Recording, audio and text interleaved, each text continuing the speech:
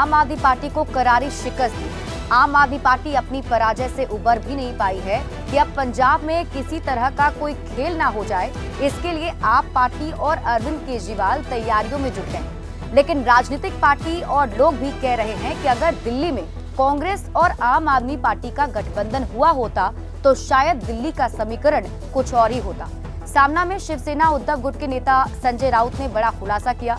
उन्होंने बताया कि आखिर दिल्ली में आप पार्टी का कैसे खेल बिगड़ गया, जबकि केजरीवाल दिल्ली में कांग्रेस के साथ मिलकर चुनाव लड़ने के पक्ष में थे। संजय राउत ने सामना में लिखे एक लेख में खुलासा किया है कि आदित्य ठाकरे और अरविंद केजरीवाल की मुलाकात हुई।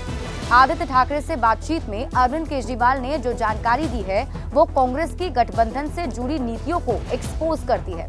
संजय राउत ने इस बातचीत का खुलासा किया कि क्या अरविंद केजरीवाल कांग्रेस के साथ मिलकर हरियाणा और दिल्ली का विधानसभा चुनाव लड़ना चाहते थे, लेकिन ये पूरा मामला कैसे बिगड़ गया।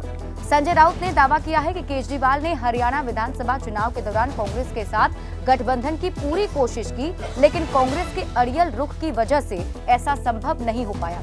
इस बातचीत में जब केजरीवाल से ये पूछा गया कि अगर कांग्रेस के साथ गठबंधन हुआ होता तो बेहतर होता, इस पर केजरीवाल ने कहा कि मैं पूरी तरह से कांग्रेस के साथ मिलकर चुनाव लड़ने के पक्ष में था और राघव चड्ढा ने कांग्रेस नेतृत्व से बातचीत भी की थी। अरविंद केजरीवाल ने वजह बताते हुए कहा कि जब केजरीवाल जेल में थे तब हरियाणा में चुनाव हुए थे। राघव चड्ढा हरियाणा का काम देख रहे थे। राघव चड्ढा ने रेल में केजरीवाल से मुलाकात भी की थी और केजरीवाल ने कहा कि हमने हरियाणा में 14 सीटें मांगी थी, लेकिन राहुल गांधी 6 सीट देने के लिए तैयार थे। अरविंद केजरीवाल 6 सीट पर भी चुनाव लड़ने के लिए तैयार थे, लेकिन जब कांग्रेस नेता बावरिया से मुलाकात हुई तो वे महज 2 सीट ही देने को तैयार थे। बॉस राहुल गांधी के बोलने के बाद भी गठबंधन नहीं हो पाया और ऐसा ही दिल्ली में भी हुआ। केजरीवाल ने आरोप लगाया कि कांग्रेस बीजेपी को हराना नहीं चाहती थी, बल्कि मोदी विरोधी केजरीवाल को हराना चाहते थे।